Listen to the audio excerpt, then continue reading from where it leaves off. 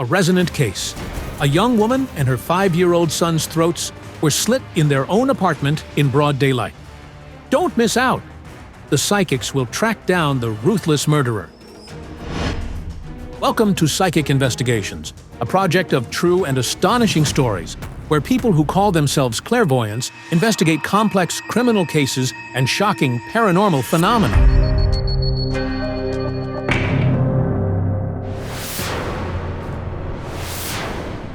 Ukraine. A city was shaken by horrific news. A 29-year-old woman and her young son were found murdered in their own apartment. Both had their throats slit. On the 4th floor of this building, Zoia Maligina and her 5-year-old son, Misha, were brutally murdered. The police arrived less than half an hour after the bodies were found. The streets were cordoned off with tape. They searched every blade of grass, every flower. Nothing was overlooked. The locals were stunned. Who could have committed such a cruel act, and why? This was a shock for everyone. They were tortured so viciously. Alina is Zoya's best friend and colleague. The two women had been close for 4 years, visiting each other's homes and going to the movies and parks together. But now, Alina can only visit Zoya at the cemetery. Zoya and Misha rest together in the same grave. Everyone is shocked. A young woman and a little boy. Why were they killed? I couldn't believe it. It's horrifying. People panicked. Some feared a serial killer, while others suspected a cult murder. Zoya was a hairdresser at a local beauty salon. This where she worked. All our clients loved her, not just as a stylist, but as a person. She was kind. She never had conflicts with anyone. I will always remember her as a bright soul, kind and compassionate. People like her are rare. But who could have committed this horrific crime? Who would want to harm an ordinary woman and her little son? After examining the crime scene, the police found no fingerprints or murder weapon. Studying the shape and depth of the wounds on the bodies, the experts concluded that a standard kitchen knife was used. But they couldn't determine where it came from. But the most terrifying part is that it was done in broad daylight. The official police report states that the murders occurred between 9 a.m. and 2 p.m. Yet neighbors never heard anything strange, and no one saw anything suspicious. I was home that day, but I heard nothing. The worst part is that no one knows anything. Alina still hasn't come to terms with her friend's tragic death, and Zoya's family remains devastated. They long to understand what happened to the young woman and her 5-year-old son, but their religious beliefs prevent them from seeking help from psychics. I have no idea how her mother copes. Losing both her daughter and grandson at the same time and then burying them together. Alina's heart breaks knowing the murderers are still free. So she decided to write a letter to the people with extraordinary abilities. I want them to find the person who did this. I want justice. Psychic Zhanna Shulakova begins working with a photograph of Zoya and her son. About a month before Zoya's death, a shadow from her past entered her life. It terrified her, constantly reminding her of its presence. And in the end, it wrapped around her neck and strangled her. Joining Zhanna Shulakova in this brutal murder investigation is clairvoyant Olga Kalinova. When I look at this photo, I immediately see the image of a woman filled with rage, overflowing with aggression. Oh God, she killed children. She might be connected to these deaths. The meeting with the psychics was set in the place Zoya often visited with her son, the city's Central Park, where they strolled every weekend.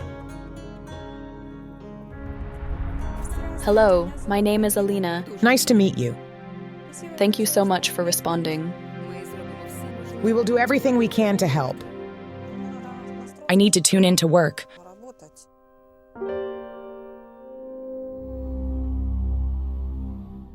If possible, may I connect with your friend through you?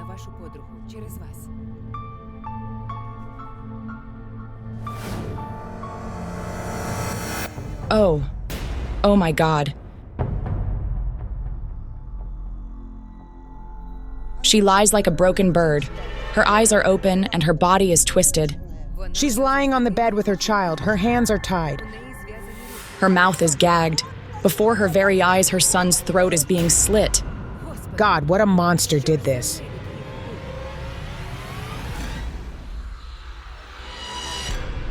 The bodies of Zoya and her son Misha were found on the couch in the bedroom.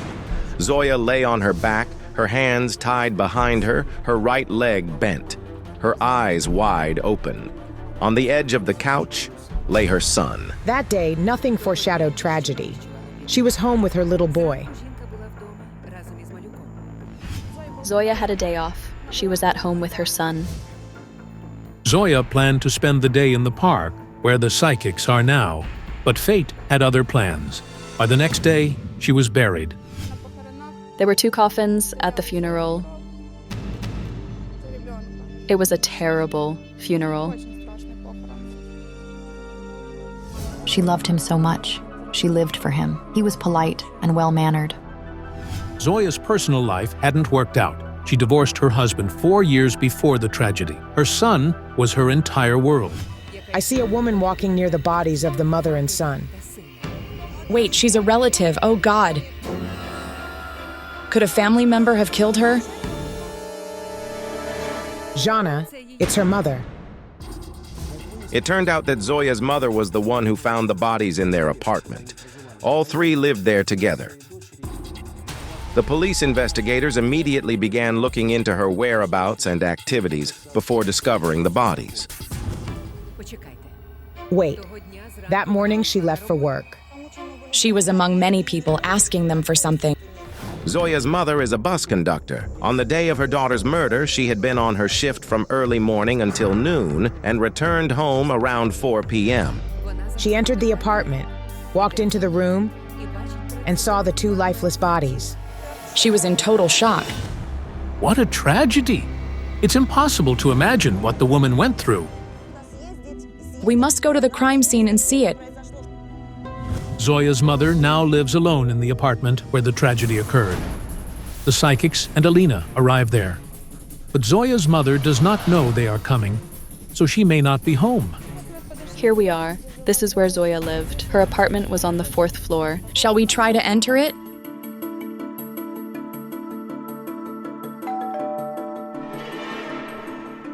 She's probably not home.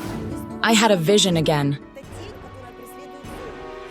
I saw the shadow that followed Zoya. I couldn't tell if it was a person or just a dark presence, but it was here, right before her death. It's unbearable to stand here. I feel like I'm about to be sick. I felt everything she suffered. The horror and the torture that young woman endured before her death.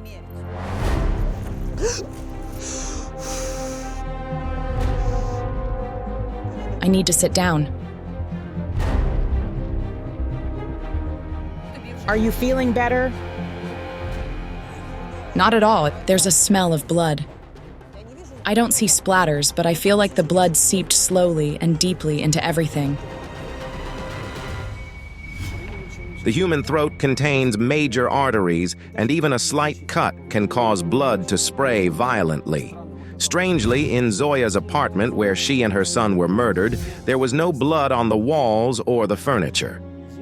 Instead, the blankets and mattress were soaked with it. Something is off. The day was chosen deliberately. Was this a ritual? But what does this all mean? Could Zoya and her son have been victims of a ritual murder?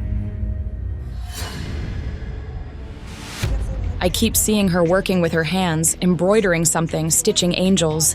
Yes. She embroidered beaded paintings and icons. Like her entire family, Zoya was deeply religious. She attended church every Sunday and confessed regularly. She went to church often. She said it gave her peace of mind. Ritual murders are often planned carefully. Victims are chosen with precision. They must be pure, kind, and honorable. Devout Zoya and her innocent son were perfect targets. But I see no pentagrams or ritual objects. Police investigators considered the theory that the crime might have been religiously motivated. There were no signs of ritual murder. Then I realized we needed to search for Zoya's killer among her acquaintances. Among the men who loved her. I now see Zoya fighting with someone and arguing intensely. Then she kicks him out. I think it's her ex-husband. They divorced long ago. Zoya's ex-husband's name is Denise. They met 8 years before the tragedy, got married, and a year later, their son, Misha, was born. However, the marriage only lasted about a year. Zoya initiated the divorce. So, could her ex-husband be the murderer? I don't see him at the crime scene. He has his own family now. After the divorce, Denise met another woman. They married and have a daughter. He was in a place filled with bricks. A construction site. That's his job. Zoya's ex-husband works as a construction foreman. On the day of Zoya and their son Misha's murder, he was at work. So it turns out that Zoya's ex-husband is not involved in the crime. But who killed this young woman and her innocent son, and why? Since Zoya was a hairdresser, it's likely that the killer had been one of her clients. Let's check the salon.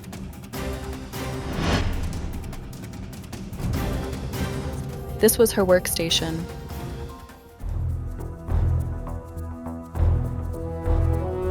Something's behind that wall. Let's go.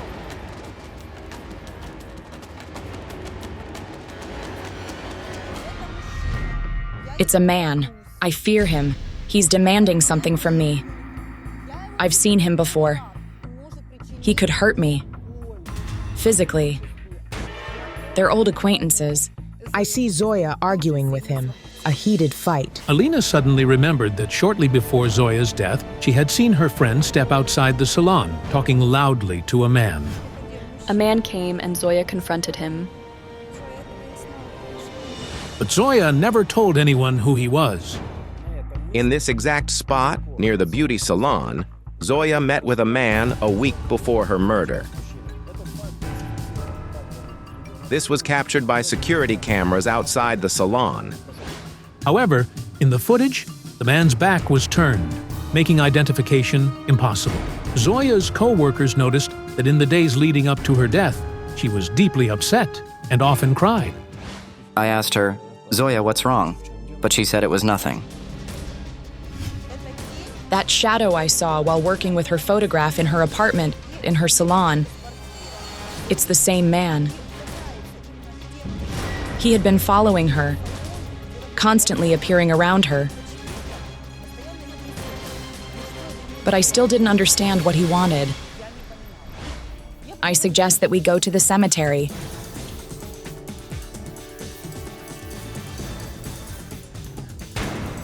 News of the psychic's investigation had reached the police.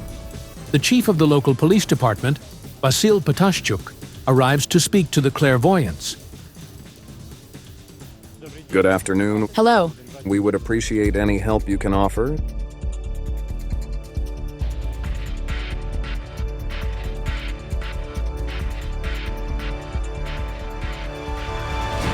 We need time to perform a ritual, to call upon Zoya's spirit.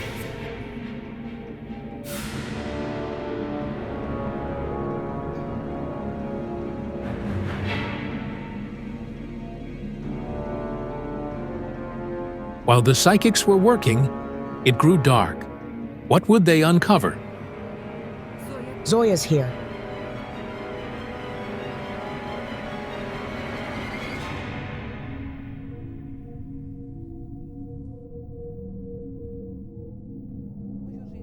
I see the apartment door was open. The murderer entered unobstructed. Did Zoya leave the door open? She just didn't think about it. The door wasn't broken down, it was just open. According to the investigation files, Zoya had been to the dry cleaners to take 2 rugs that she had left there earlier. The distance from her home to the cleaner is about 300 meters. She could have walked it in 5 minutes. She took the rugs to be cleaned. There's a gas station and a car wash nearby. She returned from there, and the door was open. After bringing back the first rug, Zoya planned to step out immediately to collect the second. It feels as though Zoya didn't meet her killer in real life. They met either through phone calls or over the internet. And most importantly, he was behind bars at the time. We discovered that a year before her death, Zoya had been in contact with an unidentified man over the phone. After Zoya and her son were brutally murdered, her mother remembered this strange acquaintance and reported him to the police. They investigated his identity and found that the man had been incarcerated multiple times for theft and armed robbery. But how did this man come into Zoya's life? They met up. Their conversation was heated, but it was still just a conversation. No intention to kill. Double presence. There should have been 2 involved. Yes, a woman and a man. They are being pursued legally. They have either been arrested or are under suspicion. A pre-trial investigation is underway. I couldn't understand what the man and woman were demanding from Zoya so aggressively. They were threatening her son in front of her. There was some sort of agreement, but a very sinister one. It's possible that the man had given Zoya a part of the money he'd stolen, perhaps to start her own business. We learned that shortly before her death, she had bought new tools for her salon. However, for unknown reasons, she never opened the business. After being released from prison, her creditor returned, demanding repayment. The woman who accompanied the killer was angry and aggressive. He brought her along intentionally to pressure Zoya. Most likely, when they entered Zoya's home, they didn't plan to kill her. They probably just wanted to threaten her. But when Zoya said she would call the police, warning them that she could put them back behind bars, this might have triggered the murders. I see Zoya being thrown onto the bed, her hands tied, her mouth gagged. The female attacker walks into the kitchen and grabs knives. Then she runs toward the boy and throws him onto the bed. The boy's pants were torn, indicating that he had been dragged by the legs. Most likely, this happened while the murderers were pulling him, and he was fighting back. The woman ran a knife across the boy's throat. How awful. The child's death was the last thing his mother witnessed. Then the man grabbed a knife and slit her throat. Zoya died from multiple small surgical cuts. That is, the man knew exactly what he was doing. It was indeed done professionally. There were no blood splatters on the walls or furniture. The blood was absorbed entirely into the pillow and mattress. The investigation is ongoing, so the police can't disclose the details. But Vasil Tashchuk hinted he had a strong suspicion about whom the perpetrators might be, as some of the suspects fit the psychic's descriptions. His grandfather was Tatar. His father was Uzbek. His mother was Ukrainian. And he lived in this city. The man had previously worked at a slaughterhouse, so he knew exactly how to slit a throat without spraying blood. That explains why there was no blood on the walls, furniture, or ceiling. It had all soaked into the mattress. The woman also had legal troubles, and she had likely met her accomplice shortly after his last release from prison, about 2 months before the murder. Yes, she has been detained by the police before, and there was an ongoing investigation against her. She had also previously been prosecuted for theft. Now I understand the vision I had when I first received Zoya's photo. The woman who had killed many children was the killer of the boy. I sensed that she hated children. She had previously undergone dozens of abortions, which too is a form of murder. Investigators found that the woman had undergone more than 10 abortions, ultimately leaving her permanently infertile. This is unbelievable. But if this is true, then how was Zoya connected to those people? How did she meet her killers? It began as a search for love, but soon that search for love became a search for death. She communicated with the man but didn't know that he had been behind bars at the time. He dragged her into something dark, but she realized the danger too late. I'd like to thank you. We will work on this information immediately. Thank you too. This has been so painful. It was so hard to process, but after hearing what the psychics revealed, I truly feel better, knowing that those people will finally be punished. As we found, the investigators verified all the information provided by the psychics. The criminals turned out to be a man and a woman with a history of legal trouble. And the most horrifying truth is that Zoya had previously been in a relationship with the man who later took her and her son's lives. A horrific murder of a woman on her birthday. Who committed the brutal murder? Don't miss out. The psychics will come straight to the lair of the beast. A public park around the downtown of Ukraine's capital. In this crowded area not far from a metro station, a young woman, strangled and half undressed, was found in the bush. Flowers lay beside her. The victim wasn't raped. The victim's identity was confirmed through the ID found in her purse. She worked as a senior cashier in one of the city's supermarkets. The police called saying they found a body similar to Liuda and that I had to come and identify it. I was shocked. I hoped it was a mistake until the very end. Liuda Komashnya was 32. She was the eldest among 4 children in her family. I didn't just lose my daughter, but my life. A few years ago, Liuda moved to Kiev and got a job.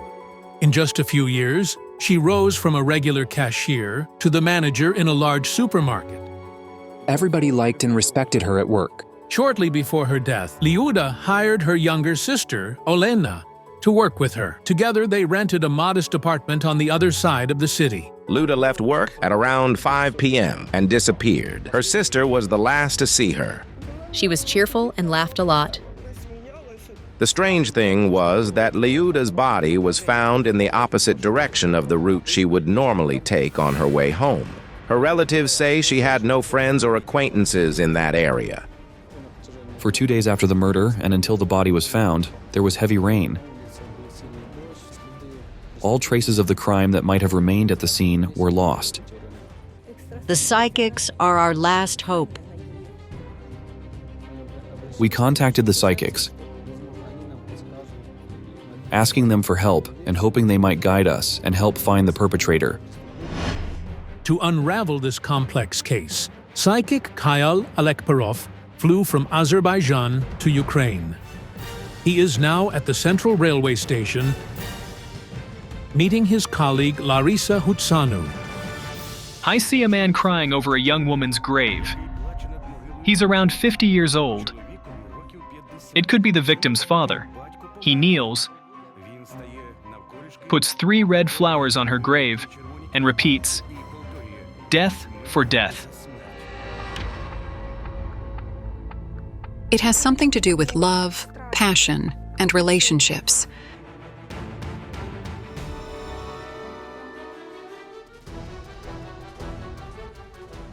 Let's go. The victim's family is already waiting for us.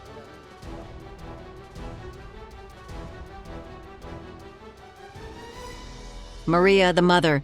I am Elena, the sister. I need to see the place where she was found. Let's go to 7/9 Kaisarova Street. And I'd like to see where you last saw your sister alive. Kyle Alekperov and the victim's sister head to the supermarket, while Larisa Hutsanu and her mother go to the location where her body was found. The investigator in the case should also arrive at the scene. She loved you and your son a lot. She was his godmother. Liuda's biggest dream was to have a child of her own. She even said, "I don't even hope to marry anymore. All I want is to at least have a child," because their youngest sister, Olena, has a child, and Oksana, her middle sister, has 3 kids already. But Liuda, being the eldest, had none. Let's go inside.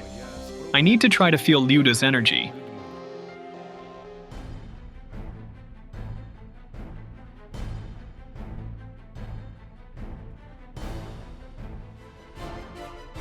Your sister was in a festive mood that day. It was her birthday. She bought a cake and juice.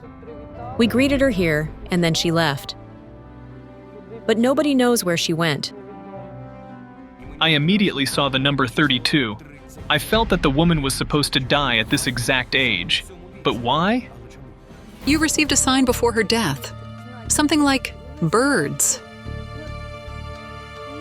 You know, a bird knocked on the window pane. It was one of your family members who passed away, coming to you in the form of the small bird. My mother died young, too. She was also 32. This is something karmic. It might be a family curse.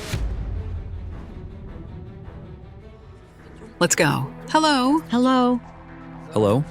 I'm the investigator. Maria had never been to the scene of her daughter's murder, as her younger daughter, Olena, went to identify the body. It's so hard. Come on, let me show you. I sense it was here. Correct.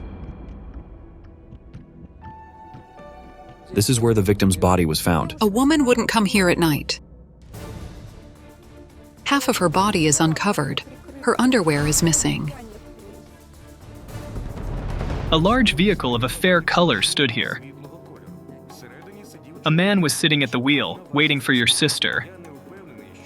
I'm not sure if I'm seeing the day of her death, as this man was here quite often.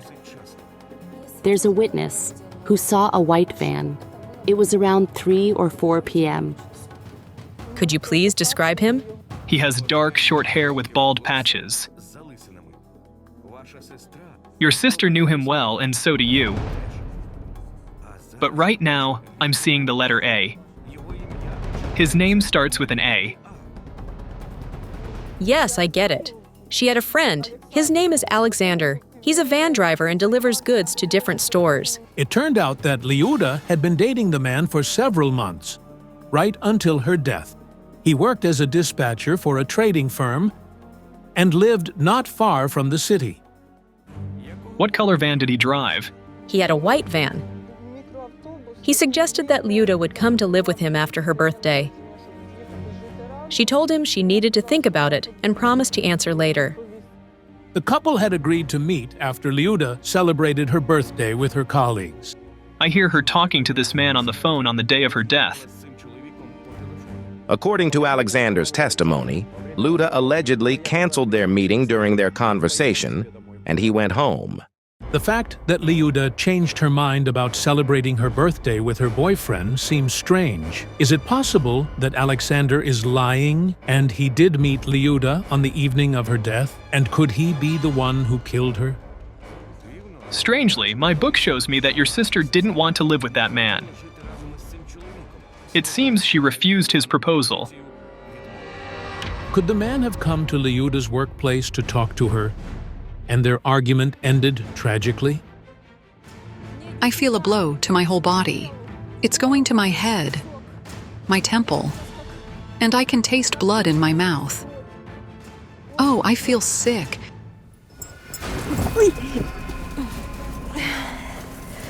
Oh my God. Larissa. Larissa. Put her head up from the snow. He's beating me. He's strangling me.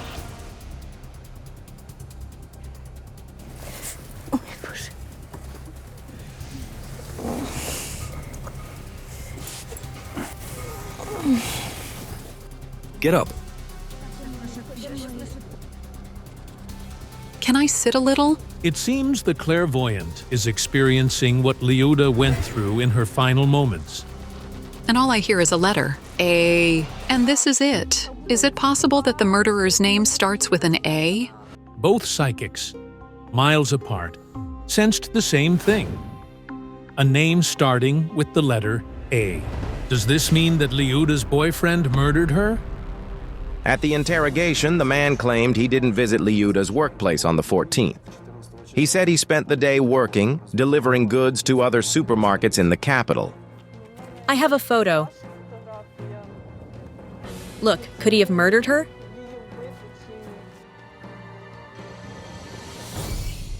I see a gray cloud around this man at the level of his heart. A curse of celibacy has been cast on him, but he's not the murderer. Alexander was one of the main suspects in the case. His alibi was thoroughly checked by the police. He was at home during the night of Liuda's murder. The man had genuine feelings for Liuda. He was deeply affected by her death. I suddenly smelled something strange, like I was holding a fresh newspaper. It smelled of ink. I think this smell is connected to the killer. Perhaps he works in a newspaper kiosk or a library. I sense heavy energy coming from there. She was going there to be murdered, right? I'm afraid, yes. She took this path quite often. It's her regular route home. Yes. She would take this path on her way to work and home. She did it almost every day. 3 kilometers away in a desolate place where Liuda's body was found, Larisa Hutsanu continues her investigation. The police investigator has to leave her for a while. He's urgently called to another assignment. It seems to me the killer was here before. He either works here or lives not far from this place. I see her approach here. And a man is waiting for her. Who was the man? He smells of books. I don't know anyone like that among her acquaintances. And he has tattoos on his body. On his forearm, some intertwined lines. Did the tattoo mean something to him? It could mean that the man has been in prison and Liuda wasn't his first victim. And the murderer is energetically tied to this area. The psychic's feelings coincide. Larisa Hutsanu claims that the killer either lives or works nearby. He led Liuda in that direction. My sister wouldn't go with someone she didn't know. The feeling was haunting me from the very beginning. Liuda didn't just know her killer. When she looked into his eyes, she was mesmerized by him. What does the psychic mean? Could the man have used hypnosis? I asked my book for a clue. And the book showed me 3 graves. One belonged to Liuda. The second was her aunt's. And the third was her grandmother's. All these women died at the same age. At the beginning of the investigation, Larisa Hutsanu felt that Liuda died at the same age as her grandmother. This is something karmic. It might be a family curse. My sister died when she was also 32. I saw red flowers on the graves of all the 3 relatives. I see a man crying over his daughter's grave. He lays 3 red flowers and says strange words. Death for death. But who is that young woman, and how is she connected to Maria's family? I decided to summon Liuda's spirit and ask her to show me her killer and bring me to him. Hold this in your hands. Liuda, come and tell us about your killer. She says, Mom, I love you so much. Forgive me. Why didn't you come to me for your birthday? She's asking me to embrace you.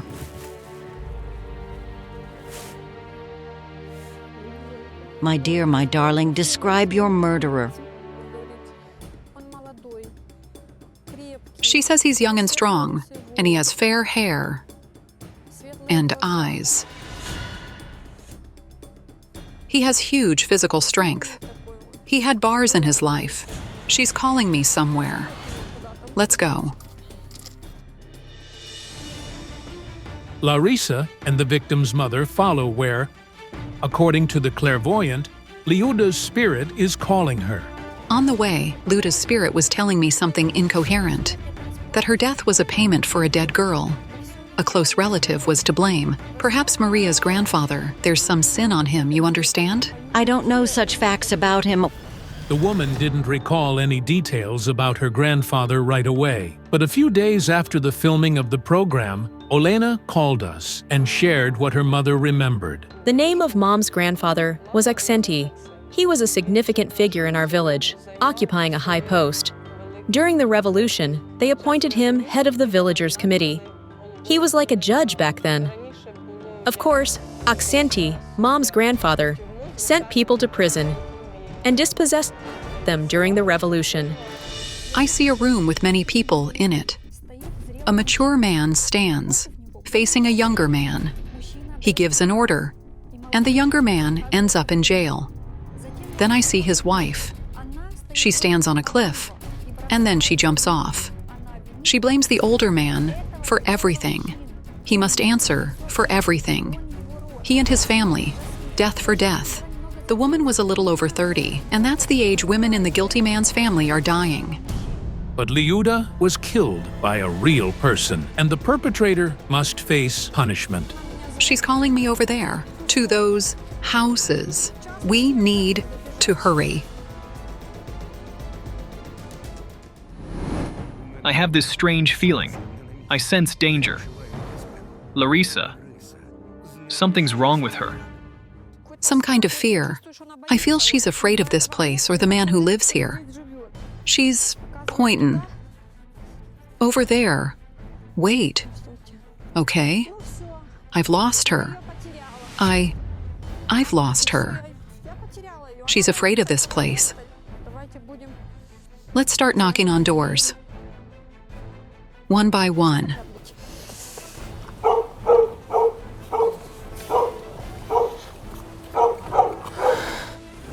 Larissa's in danger. Phone her now. She's not answering.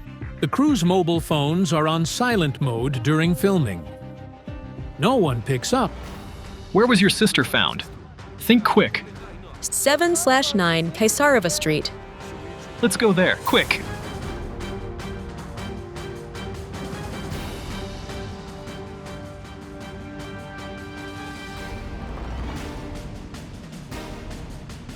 Somebody left the yard.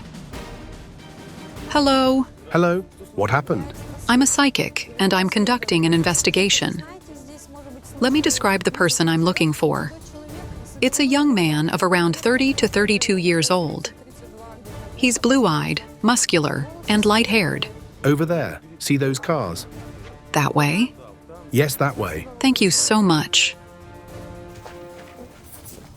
As the psychic approached the indicated house, one of the cars suddenly pulled away. Wait, hello. No, take away the camera. Are you afraid of something or what? The man I stopped might be related to the person we're looking for.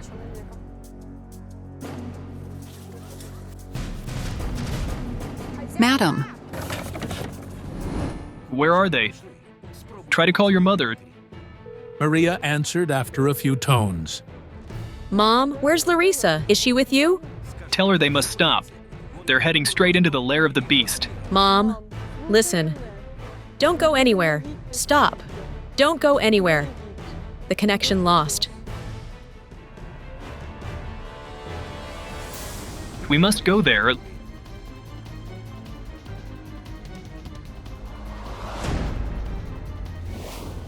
Open up. Nobody wants to answer. Larissa, why are you not answering? I was contacting the spirit. I sense the smell of printed books from this place. It's the same scent I picked up near the metro, where Liuda met her killer. Let's ask the neighbors who live here. Is the person who lives in this house related to books? Do they probably print or sell them? Those people work in printing. We've identified a family of 5 living at the address. These are parents and their 3 adult sons. 2 of the brothers have previous criminal records. We're on the right track, but no one wants to talk to us. It seems there's nobody home. We saw a man here just minutes ago, but he fled. They probably ran because they saw the cameras. It seems they have something to hide. Larissa, we should pass on the information we've gathered to the investigator. Let's leave this place.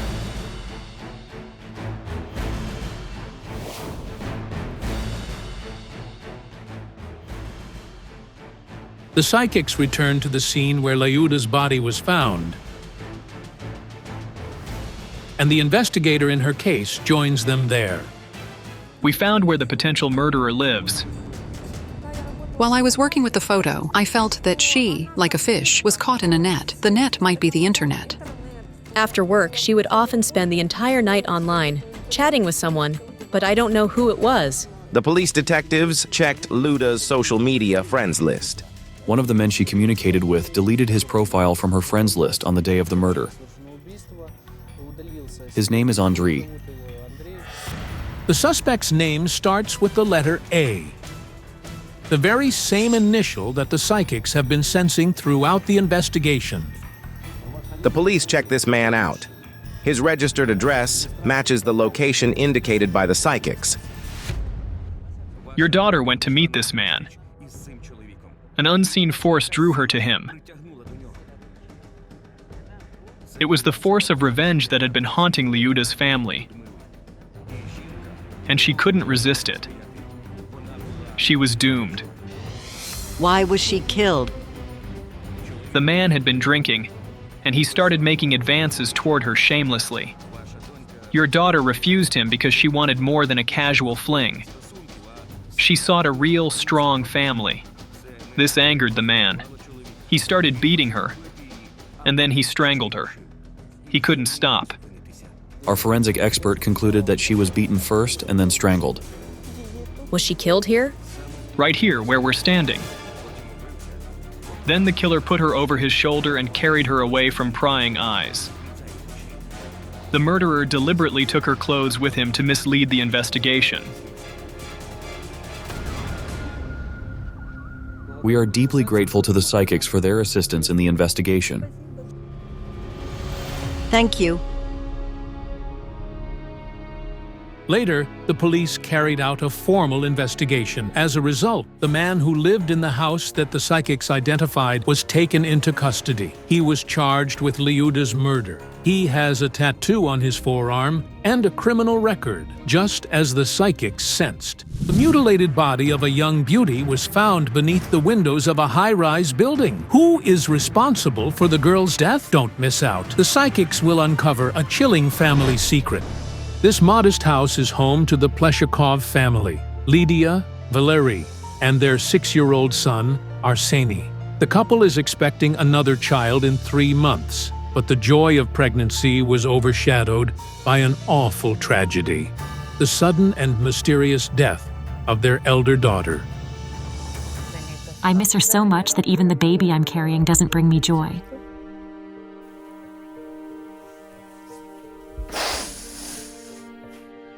Lida's elder daughter's name was Yasya, a green-eyed brunette.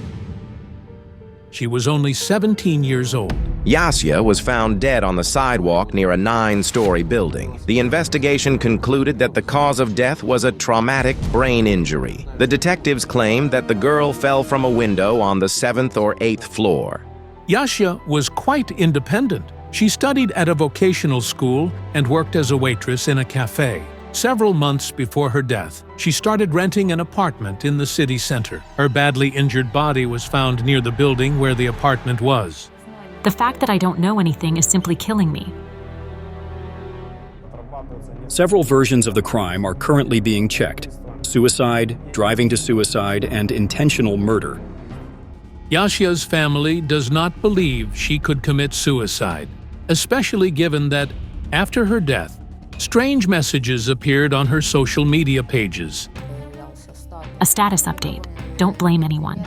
I made my choice. and this terrible song. The song has the chorus, "Jump off, don't be afraid, do it now." Yasia's official time of death was 5:30 a.m., but the status on her social media page updated at 7:33 a.m. when she was already dead. Yasia's friends and family are convinced that she was brutally beaten and then thrown out of the building's window to simulate suicide. There was a dent above her left eyebrow which looked like it was left by a shoe heel, a corner, or a hammer, and a bruise under her eye. Yasia's mobile phone was on the sidewalk next to her body. It didn't crash, or at least crack. Even the battery didn't fall out of it. Despairing of the police, Lida and her mother turned to the psychics. They are our only hope for help. The case is taken up by Ukrainian psychic Olena Kurilova and British medium Anna Galliers. We should be going to the city. Driver, why are we at a cemetery? I don't know.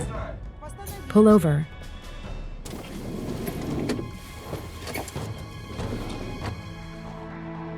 Hello, Lida. We were on our way to meet you, but the road brought us to the cemetery. This is shocking. The road to your house goes through the cemetery. We're on the right track. Wait, there's someone there. Where are you going? There's a spirit there and it's calling us. It's running that way. I'll follow him. This spirit is somehow connected to the girl's death. It ran this way. Where is it? Oh, God. Anna, your hand. The spirit disappeared at some point and then seemed to push me in the back. The spirit is somehow related to the girl's death. We need to disinfect your hand.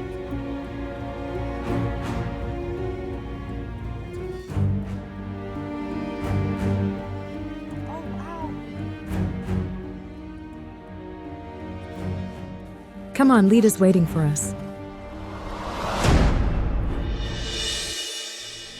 Hello. Hello. I am Lyudmila.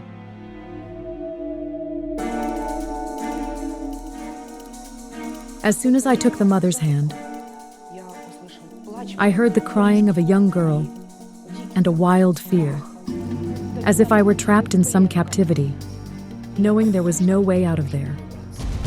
Let's go inside.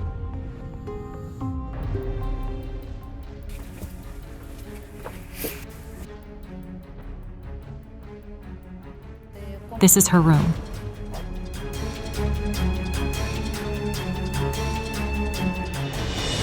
What's your name? Arsani. Arseni is Yasia's younger brother. He is currently 6 years old. How old was Yasia? Why do I hear her say, "My son"? Isn't he her brother? She practically raised him. Yasia's father left the family when she was little. Lida married again later. When Arseni was born, Yasia was 12, and she was overjoyed to have a younger brother. She changed his diapers, took him for walks, and helped bathe him. Yasia was like a second mother to him.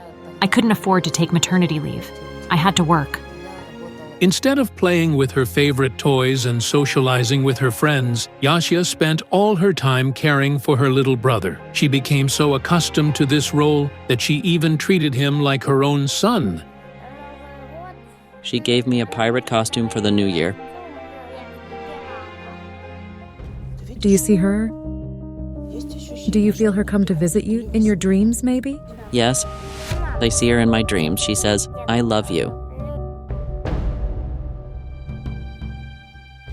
She's asking, how's my son doing without me? Oh, give me a minute to pull myself together. Yasha's spirit is restless, like she's stuck between the worlds. Her soul can't find peace. This happens in 3 cases. First, in case she was murdered and her killer is unpunished. Second, if she has a mission unaccomplished. That is, if her fate had more in store for her. And third, if she's a suicide. Have a seat. I'm fine. Lida feels better. The psychics decided to tune into Yasia's energy in the room where she loved spending time the most. I sense that your daughter was terrified of a man. She's still scared of him. He used to live in your house. And he's related to the boy. His biological father. He was highly aggressive, mainly towards Yasya. And he would fight. Yes, there was a time he beat me badly, and he could even attack Yasya too. It feels like the man's consciousness was constantly clouded. He was an addict. I didn't know he took drugs. I only found it out after Arseny was born. He started disappearing at night. I can't find words to explain how hard it was. The woman suffered from her husband's aggression day after day. First, she hoped it would pass, but eventually, the man started beating his adopted daughter too. Her arms were bruised badly. Her daughter's humiliation was the last straw for Lida. I literally kicked him out. Nothing kept me from doing it, and I wasn't afraid to stay alone with 2 children. He died. He's gone now. Indeed, the man died from tuberculosis. His grave is not far away from here. Is it at the cemetery near your home? It is. Yasya's buried on the plain, and he is on the hill. Look. I saw a man's spirit and felt that he was somehow connected to your daughter. But he ran away, so I chased after him, and he pushed me. Your husband's spirit appeared to us for a reason. He seems to be hiding something related to your daughter's death. Yasya is telling me now. It's all my stepfather's fault. But how could that be? After all, the man passed away 3 years before the tragedy. We need to see the scene of Yasya's death.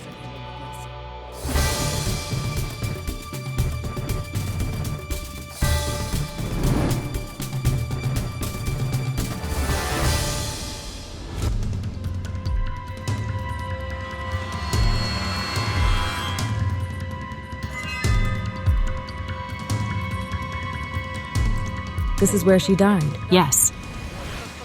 Here, her leg was like this, and the other one was shattered. It was shattered horribly. Yasya's body lay approximately here, about half a meter from the curb. She was found face down. Her hands were slightly bent, and her right leg had an abnormal shape, indicating clear signs of a fracture. Wait. A man stood next to your daughter's body. He's calling someone. He's very nervous and asking someone to come. I see people in uniform. The neighbor from upstairs went out and saw her, and so he called the police and the ambulance. I went outside in the morning and saw her lying there. The investigators checked the man for any possible involvement in Yasya's death. He has an alibi. I hear Yasya say something. Grandma, bring some sweets, cherry pies. She loved cherry pies. It feels like Yasya spent more time with her grandmother than with her mother while alive. Her grandmother partially raised her. I was closer to her than her mother. Whenever she had any problems, she would always come to talk to me. I don't want to live. I want to be with her. The girl is trying to tell her mother and grandmother a secret from the other world. It's a secret of her death. But she can't. She's still afraid of something. I sense that Yasya had some problems shortly before the tragedy, and you noticed them. She studied somewhere, a college or vocational school, but she started neglecting it. She studied at a vocational school. And she often skipped classes. Yasya skipped too many classes, and because of that, they even wanted to expel her from the school. Shortly before her death, Yasya developed a deep fear. She had some serious problems. She tried to solve them on her own and didn't tell her family about them. These problems are connected to Yasya's death. We had a conversation. She said, "Grandma, I have problems you can't even imagine." I told her, "Let's solve them together." But she said, "Grandma, you have a weak heart." And so she took her problems to the grave with her. At that moment, I saw Yasya's spirit. She was all huddled up, as if frozen, and she was crying. She showed me a building and kept repeating, "They wouldn't let me go." It felt like Yasya was being held against her will before she died. Yasya's spirit is pointing at the building, asking us to go inside. She wants to show us something there. Let's go inside.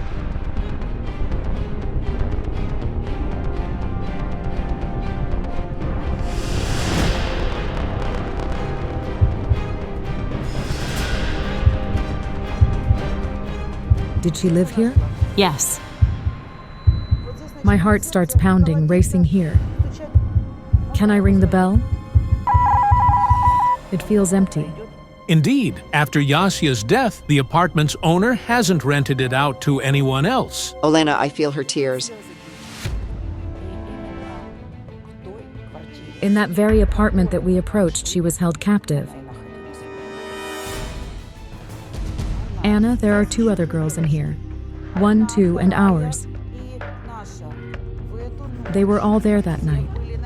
But why did only 1 die? Where were the others? One of them is red-headed. And the other one is fair-haired. Her hair is long and bright blonde. Lita, did your daughter live in this apartment alone, don't you know? The mother and grandmother are at a loss. I barely know anything about her life over the last 6 months. As it turned out, Yasya had been telling her family very little about her life lately. We spoke with Yasya's friends and acquaintances. It turned out that she didn't live alone in the rented apartment. She lived with 2 other girls whom she didn't introduce to anyone. Could her friends who lived with her be involved in Yasya's death? The police checked Yasya's roommates for any possible involvement in her death, but the theory that her friends killed her didn't hold up. We spoke to the girls, but they refused to speak on camera. According to them, on the night of the tragedy, Yasya left the apartment alone, and they don't know where she went or why. I sensed that Yasya had made a lot of money recently. She could afford a lot of things. Ever since she started living on her own, she never came home empty-handed. She always brought me or Arseny something.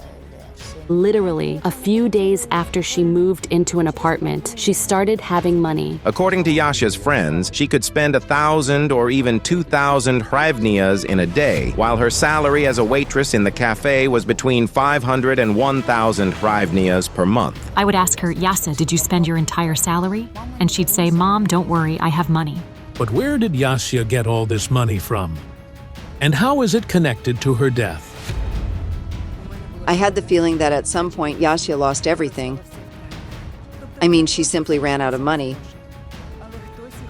But someone demanded it from her, because I sensed that she was trying to borrow money from almost every acquaintance. She phoned me and told me chaotically about some problems. She said she didn't have enough money and no one would lend her any. At that moment, a chill ran down my spine. I turned around and saw that the spirit of the stepfather was standing behind us. He seemed to be mocking, but not us, but Yasya. It amused him that her spirit couldn't tell us the truth. Hold up. Yasya's spirit is trying to say something. She's whispering, "My stepfather harassed me." Neither the mother nor the grandmother seem to understand what it could possibly mean. Could this be true? We spoke to Yasya's friends again. It turned out that her stepfather really harassed her. At the time, she was 13 years old. It's sick. He'd sniff her underwear and harass her. He'd hold her or hug her inappropriately. She tried to talk to her mom, hinting at it, but no one understood her. Creepy, sticky perversion, you know? That's what it was. My God, this is terrible. This is what the man's spirit was trying to hide. Let me lean against it for a moment. From what Lita heard, she can barely keep herself standing. It's hard to imagine what she's feeling right now. What Yasya's stepfather did to her day after day influenced her fate and her death. I see your daughter sitting in front of a computer monitor. She's met someone online, and then the man comes to her apartment. I'm even afraid to say aloud what I saw at that moment. Men, one after another came to Yasa's apartment. I don't think it's worth mentioning what they did there. It's quite obvious. And it's terrible. Your daughter was lured into the sex trade by deception. At first, she even accepted it. But then she realized everything. I didn't know it for sure, but I felt it. Because, for example, she'd say she worked but wouldn't say what kind of work it was. And she never asked for money from us to pay for the apartment. The psychics are right. Indeed, 6 months before her death, Yasia turned to prostitution. Her friends confirmed this information to us. The girls in this trade look for clients on dating websites. They invite them to their apartments and provide intimate services for money. One day I called Yasia on Skype to ask her how she was doing, and I saw a man giving her money. And she told me, "Don't tell anyone. We have guys coming over, and we accept money from them for it. We have a madame above us." She was crying, saying, "I won't do this." But they told her, "Oh, really? We've invested in you, so pay us back." And they named her the sum. The voice saying it is female. And then I realized what kind of captivity Yasa was in before her death. She got involved in the sex trade, and it's like being in prison. It wasn't easy to get out of it, though she really wanted to. They threatened her, saying she had to pay money to be released. And they took everything from her. Everything she had. It's really not easy to get out of this so-called business. Very often, girls have their papers taken away, and due to corruption in the police, prostitutes become slaves. They took away her papers. Did she say she'd lost her passport? She only had a photocopy of it, with a correction that she was a year older. Then how old was she? 17? She was 17, yes. At 17, it's a criminal offense. At 17, she was underage. It's a crime. A term in jail. But they had to trade her. That's why they forged her ID, so it would say she was 18. That's why Yasa was looking for money, to get out of the business, to go back home to her mom, grandmother, and brother.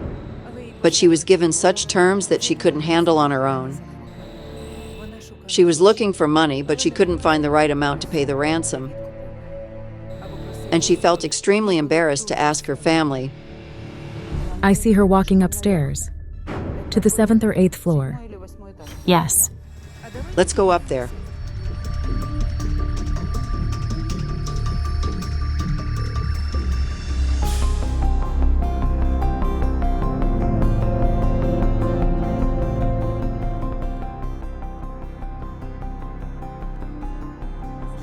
For her, this situation was hopeless and she couldn't find any solution. It was her internal doomsday. Then who wrote the farewell text online? It was done to hide something. I see the redhead who lived with Yasa. We found and spoke to Yasia's roommate. She told us that when she learned about her friend's death, she got scared that someone might suspect her of being involved. So she decided to write messages and change statuses on Yasia's page. And why didn't her phone break? Because she hit her legs. Careful, careful. Bring water. Bring us some water. A sip of water. They drove her to it. They forced her to do it, you see? She became an adult too early to be independent. She wanted to help all of you. She genuinely loved you all, and you loved her too. View it as a correction of mistakes. You need to become a real mother, in the full sense of the word. Okay, Lita, let's go. A mysterious death of a young guy in a student dormitory. Who is responsible for his demise? Don't miss out. The psychics will uncover the shocking secret the student took to his grave. 17-year-old Ukrainian teenager Pasha Onichenko dancing the last school waltz with his mother, Larisa. Just a few months later, he would become a university student, studying to be a mining engineer, and a year later, he would be gone. It's so hard without you, baby. Take me to be with you.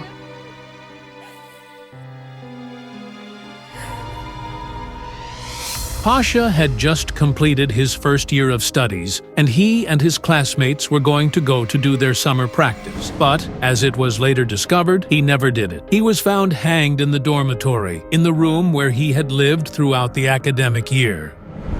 According to the forensics, the young man's death was due to mechanical asphyxiation. The detectives concluded that he committed suicide. Nevertheless, even a year later, Pasha's parents, Larissa and Serhii, still can't believe that their son could have taken his own life. We go to the cemetery each Saturday. Life is no longer life, but mere existence. The parents can't understand how this could have happened to their son. After all, Pasha dreamed of completing a university degree and taking them to live in the city. Besides, he planned to marry. We don't believe he could have done it himself. No one believes it. He was such a lively person, always joking, always positive. He would have never committed suicide. The bruises they saw on Pasha's body before the funeral only fueled his friends and family's suspicions. A black eye, a split lip, a bruised chin, and a dislocated thumb on his right hand. He had a wound on his head. His face was all bruised. Almost all the villagers attended Pasha's funeral. They are convinced the boy was murdered. However, the police detectives claim otherwise. All they cared about was to close the case as soon as possible. It's impossible that Pasha could have done this to himself. Besides, Pasha's mother sees her son in her dreams every night, and he keeps telling her he did not take his own life. He says, "Mom, I never wanted to do this. I really wanted to go, but I failed." Desperate to find out what really happened to their son, the parents emailed the psychics. We don't know what else we could do. Psychics Yakiv Schneyerson and Ilmira Derbentseva take up the case. When I tune into the boy, I see a struggle. I see someone's hands on his throat. Most likely those hands helped him leave this world. Was Pasha indeed murdered? But who did it and why?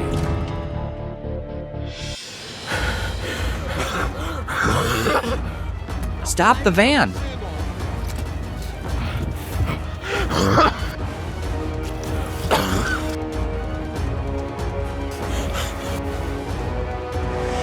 What did you see? I'm in the water, surrounded by it on all sides. I see fish. They're attacking me. They're biting me. I don't know what to do. Should I give up and drown or fight them? They're everywhere. I'm shaking. I felt his condition. He was under pressure, and he kept repeating to himself, "I'll do everything myself. I'll deal with it." Ilmira, look, coins.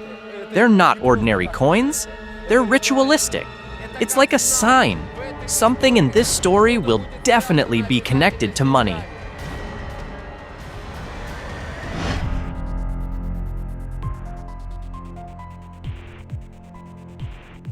Hello. Please come in. Help us figure out what really happened. Yakiv Schneyerson decides to work inside the house, while Ilmira Derbentseva stays outside with Pasha's father. I'm being led over here. It was his room. May I sit down? This is the bed. This is his couch. When we bought it for him, everyone laughed, saying it would be his wedding couch. He was different from his peers. He wanted to do everything for his family. Immediately after he entered the yard with his suitcase, I'd see him riding the scooter somewhere, mowing the lawn. He took care of all the chores. He would mow the grass and help his parents with everything. He was very hardworking. He was very apt. If Pasha had stayed in the village, nothing bad would have happened to him. Everyone considered him a joker and a prankster, but in fact, deep in his soul, he was very sensitive. But when he got to the city, he found himself in some harsh struggle. But what trouble did Pasha get into? And did he really take his own life? Or was he hanged by someone else?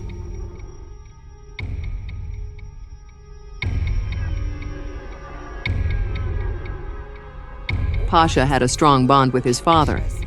They loved working with engines, fixing cars. To be honest, I lost everything I had.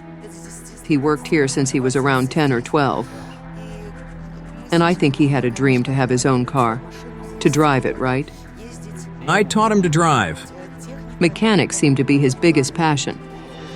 Pasha didn't need a TV or a computer. He could spend hours tinkering with cars. He could take a vehicle apart and put it back together. We all waited when he finally turned 18, so he could officially get his driver's license. Pasha enrolled in a driving school. To receive his dream document, he had one step left to complete to pass the exam, which was supposed to be 2 days after the day when he was found hanged.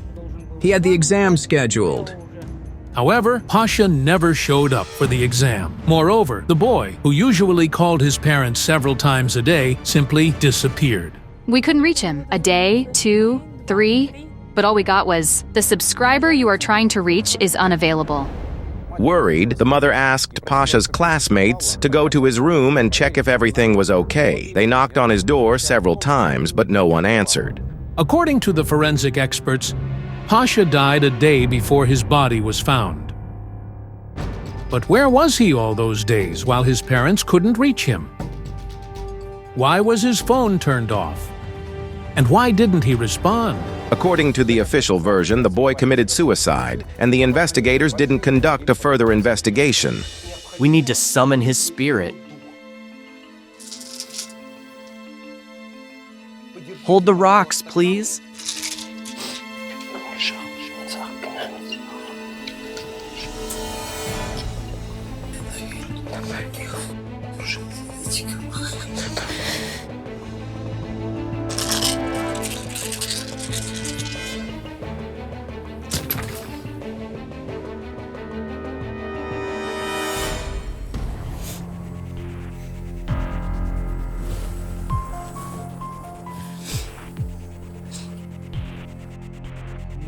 I see that.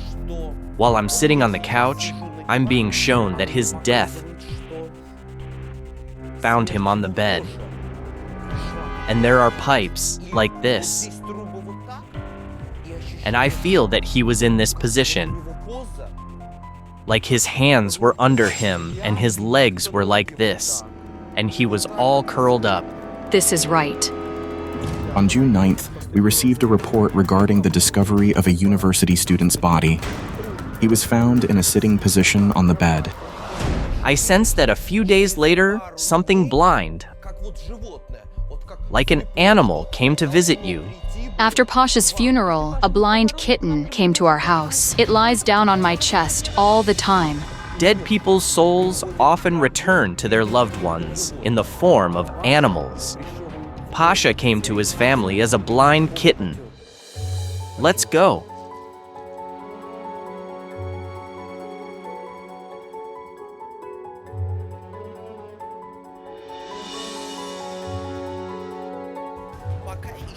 I don't yet understand whether he did it himself or if someone helped him. I sense he suffered from something. I saw him break up with a girl about 6 months before his death. It changed him a lot. In March. It turned out that indeed, around 6 months before Pasha's death, his girlfriend left him. The young people had been together for about a year. Pasha took the breakup very hard. I sense that he really might have committed suicide. Could the breakup with his girlfriend have driven Pasha to suicide? But he's showing me that there's another girl. And she appeared a few days or weeks before his death.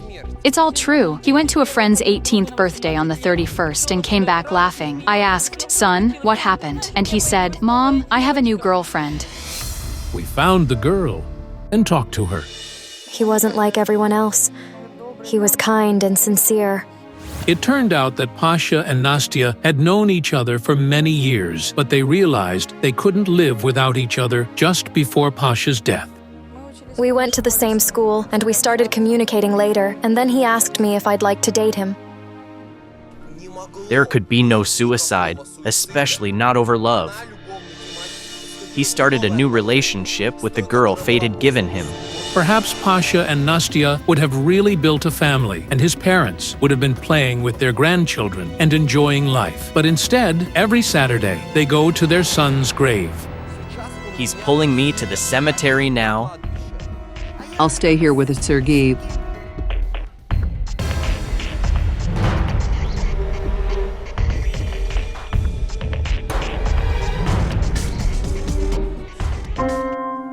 Hello, my dear. Tell them everything, my dear boy.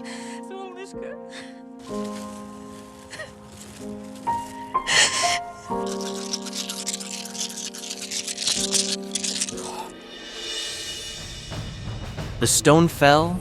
He's here with us now.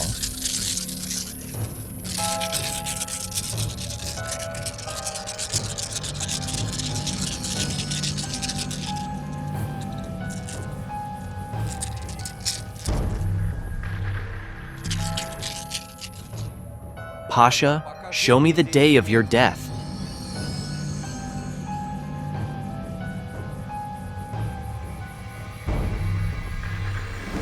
He's showing me 3 people around him. He's lying on the bed, and they're standing over him. And they're filled with fear. They start running somewhere. Who are these people? Could they be Pasha's killers? But I was shown that he was already dead when they arrived. These are the boys who broke into the room. They all got scared and ran downstairs to call the police and me. Pasha Onishchenko's body was found by his friends. These are the same young men who knocked on his room's door for 4 days at the request of his mother. However, they refused to communicate with us, as did the rest of the students at the university where Pasha studied. They say they were forbidden to talk. But what happened before that? And why was Pasha's phone turned off? His body is covered in bruises, head injuries, bruises, and hematomas on his head. His lip and right temple were split. He received a blow here, and it seems something also happened to his thumb. His thumb was twisted, displaced, but the police said it was a result of the effort from hanging. Could the police officers have made a mistake? I need to see the dormitory, to be in the place where he was at the moment of his death. But it's late. It's 11 o'clock in the evening. Nevertheless, we set off on the road. The next morning, the psychics continue their investigation and go to talk to the supervisor of the dormitory where Pasha was found dead. Hello, this is Psychic Investigations.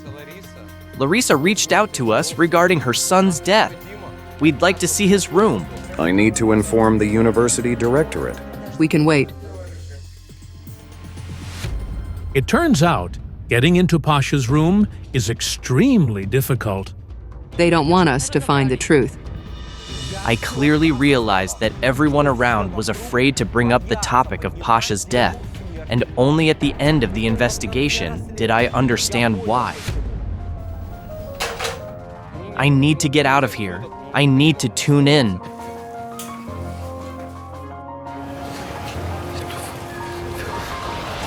His energy is coming from over there. I feel he was looking from there. He wanted to run away from there. He often told me that when he came back to his room, there were a lot of strangers there. So he would leave the dormitory and go for a walk because he didn't want to see them. But who were those people, and why did Pasha avoid them? Finally, the psychics were allowed to enter the room where Pasha lived and was found dead. However, we were forbidden to bring in the cameras, so everything that happened further had to be filmed on a mobile phone. When I entered the room where Pasha lived and where he was found dead, I felt like I was in a vice. And I'm sure Pasha felt the same. He wasn't supposed to be there. I'm being shown that he had plans to leave a month or 2 ago. It's connected to work and studies.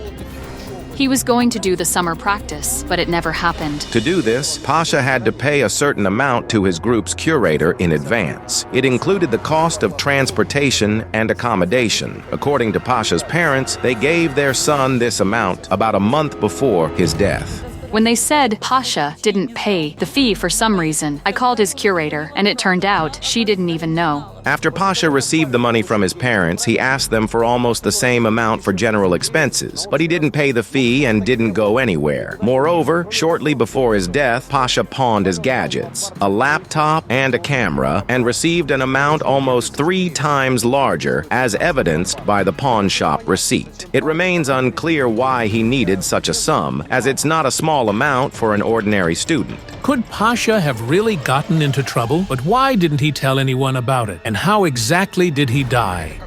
This place was like a prison for him. He was despised, hated here.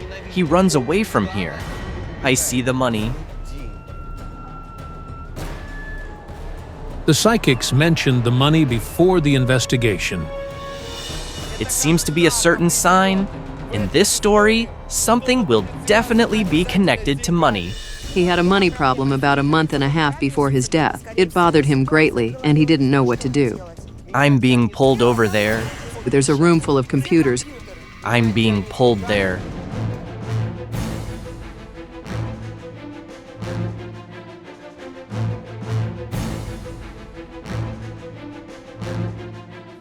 Pasha, what really happened? I'm ashamed. I'm very ashamed. I thought I could handle it myself.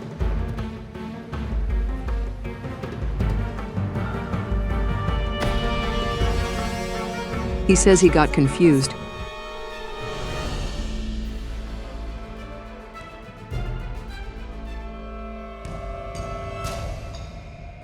Larissa, I feel that this is where he played. He just needed to get away from the problems that loomed over him. He liked it here. We spoke to Pasha's friends and found out that he wasn't a gambling person and didn't have any debts. He might occasionally go to the internet cafe just to relax. Yakiv Schneerson goes back to Ilmira Derbentseva. I see him being punched. He receives a blow on the head,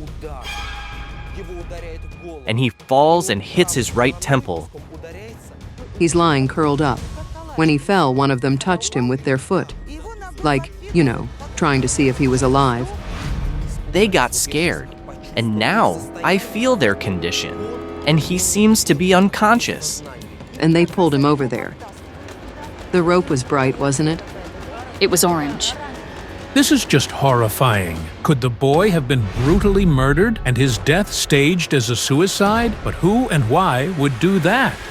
I see them taking him and placing him like this, and his position is unnatural. They're masking everything as suicide, and I see them taking his things, creating the illusion that he killed himself.